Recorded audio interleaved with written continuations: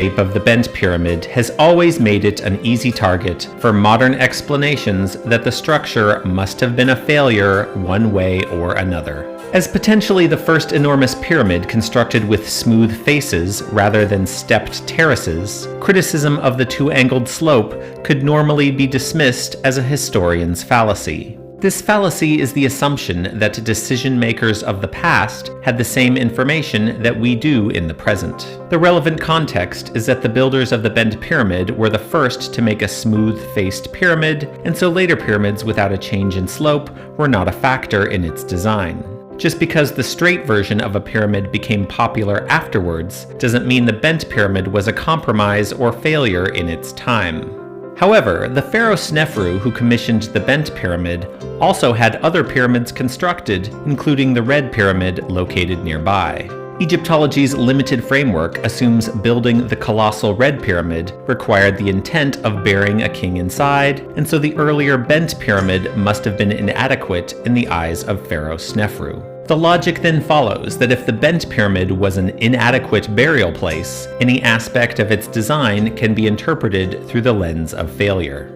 The narrative of a failed pyramid is useful to academics who enjoy taunting people with superstitious or fanciful beliefs about ancient Egypt. Archaeologist Kenneth Feder calls the Bent Pyramid a monstrosity, claiming the builders had trouble piling up rocks. And even Egyptologists can't resist a bit of mockery, as seen by Chris Naughton in a recent TV show. Yeah, I think it's fair to say that this probably wasn't how the pyramid designers originally intended this pyramid to look. If you've watched this channel before, you already know such statements will look rather foolish by the end of this video. But in fairness to Chris and Ken, they probably haven't studied Old Kingdom pyramids and are simply repeating conventional wisdom from over half a century ago. Last year, I began a detailed study of the Bent Pyramid's casing stones, and this work remains in progress. However, I've seen enough to say there's no evidence the Bent Pyramid experienced structural failure as it was built. In this video, we're going to see the Bent Pyramid like it's never been seen before. Only by getting up close and personal with the physical evidence can we reveal secrets hidden in plain sight for thousands of years. This structure was not an experiment gone wrong, it was a crowning achievement of Pharaoh Sneferu. Yet even if we prove this is the case, how can the Red Pyramid following afterwards not be interpreted as some inadequacy of the Bent Pyramid? As you'll find out, there's a lot more mystery at Dahshur than ancient Egyptians learning how to pile up rocks. First, let's start with the easy stuff regarding the interior of the Bent Pyramid. The upper chamber appears frightfully eroded, and so one might assume a failure occurred there. This basic observation is often transformed into poor assumptions, as Chris Naughton will now demonstrate. At a certain point in the construction, cracks start to appear in the burial chamber. It's important to emphasize we simply don't know when cracks occur inside or outside of pyramids in almost every circumstance. Unless ancient Egyptians made repairs or some extraordinary situation offers insight, there's 4,500 years for damage to have occurred. Furthermore, while the upper chamber of the Bent Pyramid is in ruin, there are no substantial cracks which could be interpreted as serious compromise. Certainly nothing like the enormous cracks we see in the passages of the Red Pyramid, where almost every lintel is split in two, nor like the King's Chamber of the Great Pyramid, where a single fracture crossed every beam in the ceiling. In contrast, the upper chamber of the Bent Pyramid contains no large fractures, but rather the flaking of individual corbels which make up the ceiling. If you compare the present condition of the corbels to the Red Pyramid, it's easy to see why one might call the Bent Pyramid's chamber ceiling inferior. However, contrasting Tura limestone blocks inside pyramids is never an apples-to-apples comparison. The white limestone which makes up pyramid casing and chambers looks homogeneous as it is quarried, but thousands of years of weathering reveals that the durability varies significantly. Here you can see how specific casing stones on the Bent Pyramid all greatly eroded in the same way. Stones with this erosion pattern only occur on a few lower courses of the pyramid, and they were probably quarried together. Other nearby blocks remain almost as perfect as the day they were set into place. The variability in limestone quality and atmospheric agents inside two different pyramids is more than enough to explain why some blocks have weathered more than others. Furthermore, some damage to the upper chamber of the Bent Pyramid is due to quarrying, as seen by chisel marks in numerous places. Reshaping corbels compromises them structurally and precipitates further erosion. Why the ceiling of the upper chamber was recut and why the floor was elevated with a false work of wooden logs remains unclear, but even Egyptology has given up on the idea that these specific alterations were made with the intent of increasing structural stability. Peter James is an engineer who conducted repairs on Old Kingdom pyramids, and he claimed the corbel overhangs in the Bent Pyramid and Meidum Pyramid were too aggressive. But the Red Pyramid's corbels are only 2 to 3 centimeters shorter on average, and it's unclear if this is sufficient to diagnose a problem based upon the observable information. The Great Pyramid further shrank its corbel overhangs, despite the Red Pyramid corbels holding up perfectly. What is clear is that while the upper chamber has suffered from the ravages of time, it remains as structurally sound as it was thousands of years ago, with tourists entering daily. Now let's move on to the next misconception about the Bent Pyramid, which is that the superstructure has subsided on its foundation.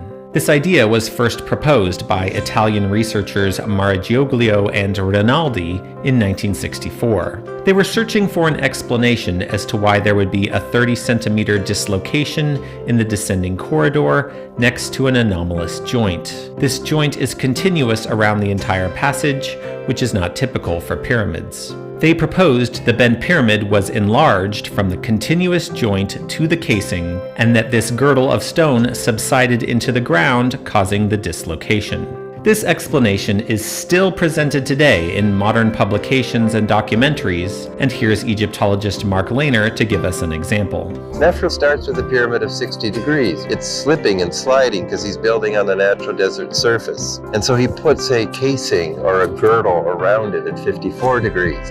But now the pyramid's getting really huge. As he's going up at 54 degrees, they're still having problems. These failures are then used to justify the Bent Pyramid requiring a change of angle to reduce weight and lower the risk of collapse. Egyptologist Peter Brand elaborates. This would reduce the number and weight of the stones at the top of the pyramid, and therefore put less stress on these cracks that had already begun to develop.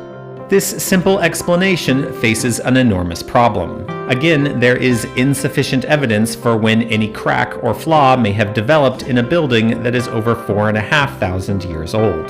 The descending passage failure probably happened at least twice, because there's 3 centimeters of stone dressed smooth on the protruding ceiling. Who knows when or why the subsequent slippage occurred. But while the Bent Pyramid may have had a short passage section which slipped a little, the outside of the pyramid shows no signs of subsidence. Engineer Peter James, who studied and repaired the pyramids of Egypt a decade ago, writes of the Bent Pyramid, quote, "The pyramid did not appear to have any foundation movement," end quote. Having looked closely at the casing stones on all sides of the Bent Pyramid, I can confirm there's no visual evidence that the structure has subsided. For the story of a slipping mantle to be true, it would require the outer section of the pyramid to have moved exactly the same amount on all 4 sides. Far more likely is that the story of an unstable foundation for the Bent Pyramid was simply fabricated without evidence. There's never even been a scientific study of the foundation under this pyramid. The idea the Bent Pyramid was constructed with an outer mantle is also purely speculation. It hinges entirely upon a continuous joint in the lower and upper passages. It's all too easy to invent explanations about the pyramid which rely upon evidence that cannot be observed. So rather than imagining what happened inside the Bent Pyramid, let's look outside and see what stands before us. This is the exciting part, the miracle of a jigsaw puzzle that has survived the entire length of history. It offers a window into the past like nothing else on Earth. There's too much to see for one video, so we'll focus on parts which have been suggested as construction flaws. First, let's look at the horizontal courses of casing stones as they rise up the pyramid. The lowest courses are nice and straight, but course 21 deviates substantially above the entrance. What can be mistaken for slippage, as I did years ago, is actually the lintel above the entrance shaped taller than its adjacent course. This course is already the tallest on the pyramid, but the builders wanted a little extra size above the passage. They had no qualms about breaking the horizontal plane of joints to do so. Here we have the first principle to hold in your mind. The builders of the Bent Pyramid would allow blocks to become uneven in localized areas for various reasons. Here above the western entrance on course 50, you can see a similar phenomenon. The lintel above the entrance is a huge stone, but the builders cheated a bit to make it shorter than the rest of its course. Did the builders reach a size limit for a stone so large, or is it mirroring the northern entrance in a more profound way? Whatever the case, having courses deviate from horizontal was not a problem. High above the pyramid's bend on the northern face, you can see this taken to the extreme. Entire courses become wavy and even deviate their height to separate and recombine. This phenomenon has been presented as evidence the pyramid is inferior and rushed in the upper slope. However, courses don't suddenly start appearing wavy in the upper section of the Bent Pyramid. There are many examples of courses deviating in the lower section. This is not caused by masonry slipping because the unevenness is localized by course. Stones above and below uneven coursework remain quite straight. The only vague pattern to this phenomenon is that the courses become less straight on average as you get higher up the pyramid. It has nothing to do with the bend itself, and it's what you might expect for a decreasing need for visual symmetry. Furthermore, you see courses deviate at the bottom of the Red Pyramid casing, and courses combining or separating at the bottom of the Meidum Pyramid. Half a century later, at the top of Khafre's pyramid, the courses are straight at the top, but course deviation was part of all three large pyramids of Sneferu. The obvious framework is that such imperfections were not a big deal because nobody would ever see them. The pyramid was originally blindingly white in the sun, and you couldn't see the straightness of courses, especially up high. Here is a glimpse of the past on the northern face, where a casing stone has recently flaked. The freshly exposed limestone is so bright by comparison that it's unbelievable the entire pyramid was once this color. The visual effect of the sun reflecting the pyramid's surface is the second key principle to understand about its design. A year ago, I showed that on the northern face, the change in the pyramid's angle was cut directly into the casing stones themselves. The bend was therefore not a structural transition, but an aesthetic one. It didn't matter if the change in slope occurred between courses or in the middle of one, because the Egyptians understood that nobody would notice. And they were entirely correct. For over 4,500 years, nobody did notice. It wasn't seen until the year 2023, in which I made this observation for the first time. At first, I thought cutting the bend into the casing stones might have been done for expediency in the center of the pyramid, where they weren't as concerned with keeping the courses straight and level. The best building practice is to align the pyramid from the corners and work inwards. But here on the eastern face, the bend is cut into the casing stones starting from a corner block itself. The design wasn't the builders losing their alignment over long distances. The bend was shaped independently into the casing stones from the very beginning. All that mattered was that the bend itself was straight, and the casing stone courses could deviate as they did elsewhere on the pyramid. Far below on the ground, all anyone would ever see is how light reflected differently on the two angles of the pyramid's face. The visual effect created an illusion of straight courses, even as the pyramid later fell into ruin. This brings us to the most important observation about the Bent Pyramid, the many patches found inserted into the surviving casing stones. The patches are also presented as evidence the pyramid was cracking as it was built. Researcher Franck Monnier writes, quote, "There is no doubt that the stone layers moved during construction, causing the splitting of many blocks, some of which are still in place with their cracks visible. The builders were apparently forced to recut some of them and to fill the holes in